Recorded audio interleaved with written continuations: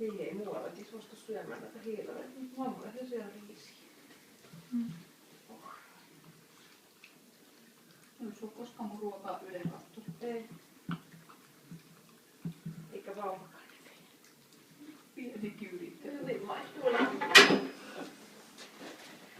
Oi sulla nyt tulla. Täällä on vielä sulle siellä. Niin. Oisinko tosin on lihaa?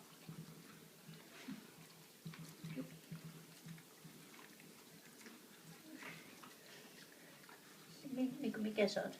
No, mikä se nyt on mukaan? Miten mä äsken huutelin? Pennä. Täällä on vielä, siellä on vielä.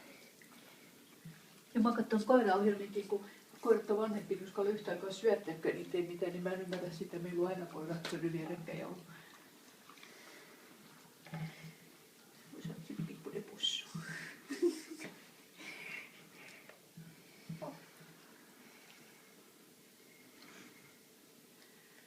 Villi syö myös noita viiniä.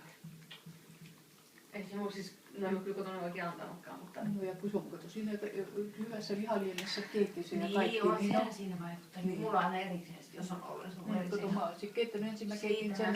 Ja sitten mä nyppisin ne kalat nyt ennen kuin mulla oli se keittiliemi, niin siinä oli se mikrokippo, se läpi, tai se, niin mä siihen otin ne lihapalat erikseen ja sitten laitoin niin, sitten mä leikkasin ne pieneksi ja sitten mä pistin sen liemen, niin keitin riisiksi.